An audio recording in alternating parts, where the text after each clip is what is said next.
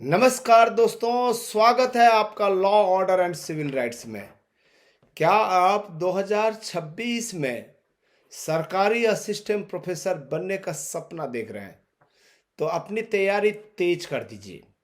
आंध्र प्रदेश सरकार ने अपना जॉब कैलेंडर 2026 जारी कर दिया है। इसमें हायर एजुकेशन विभाग में 1500 पदों की बम्पर भर्ती की घोषणा की गई है। आज के वीडियो में हम जानेंगे कि कौन इसके लिए पात्र हैं और आपको अभी से क्या तैयारी करनी चाहिए। ध्यान दीजिएगा, आंध्र प्रदेश सरकार ने 13 मार्च 2026 को आधिकारिक जॉब कैलेंडर जारी किया। इस अधिसूचना का मुख्य उद्देश्य राज्य के विभिन्न सरकारी विभागों में रिक्त पदों को भरकर मानव संसाधन की आवश्यकताओं की पूर्ति करना और सार्वजनिक सेवा वितरण को सुदृढ़ करना है। सरकार की यह पहल राज्य के प्रशासनिक और शैक्षणिक ढांचों को आधुनिक बनाने और युवाओं को निश्चित रोजगार के अवसर प्रदान करने की प्रतिबद्धता को दर्शाती है। यह कैलेंडर आगामी भर्ती प्रक्रियाओं के लिए एक औपचारिक और सुव्यवस्थित रूपरेखा प्रस्तुत करता है।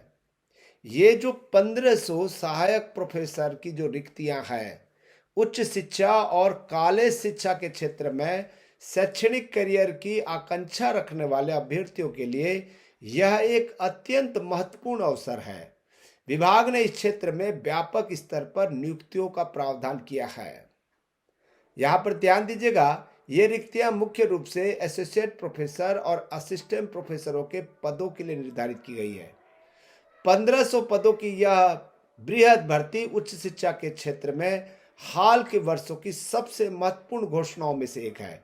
इतनी बड़ी संख्या में रिक्तियां न केवल अभ्यर्थियों के लिए व्यापक अवसर सृजित करती है, बल्कि राज्य के महाविद्यालयों में शैक्षणिक गुणवत्ता और शोध मानकों को उन्नत करने की सरकारी संकल्प को भी रेखांकित करती है।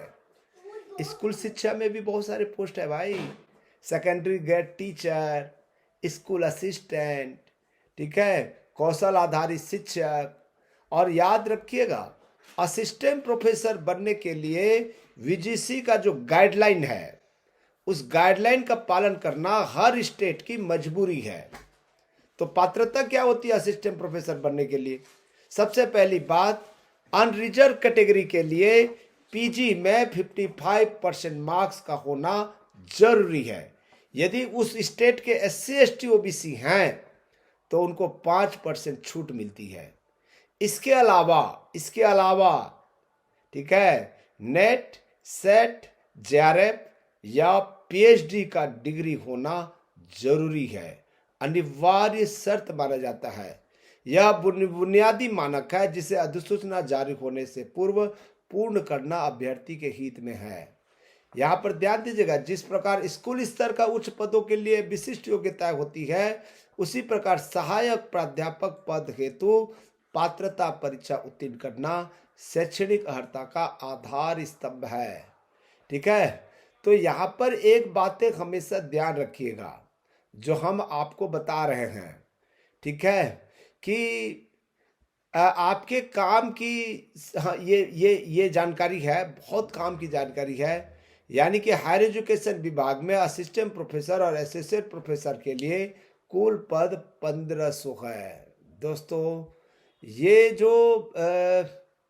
जो वैकेंसी जो आई है, बहुत दिनों के बाद में आई है आंध्र प्रदेश में। ठीक है, यहाँ पर मैं आपको एक मोटिवेट करना चाहता हूँ। तो देर किस बात की है, अपनी तैयारी को धार दें, सिलेबस को समझें और नियमित पढ़ाई शुरू करें, क्योंकि जॉब कैलेंडर आउट हो चुका है। ठीक है, और प्रक्रिया बहुत जल्दी शुरू होने वाली है। अगर आपको इस भर्ती से जुड़ी PDF चाहिए तो हमें कमेंट्स में बताएं। ऐसे ही सटीक जानकारी के लिए law order and civil rights को अभी सब्सक्राइब करें। दोस्तों, एक प्रश्न और उठता है, क्या किसी भी स्टेट के अभ्यर्थी अप्लाई कर सकता है? क्या आंध्र प्रदेश में भी असिस्टेंट प्रोफेसर बना जा सकता है, या कोई रोड़ा है, कोई पाबंदी है?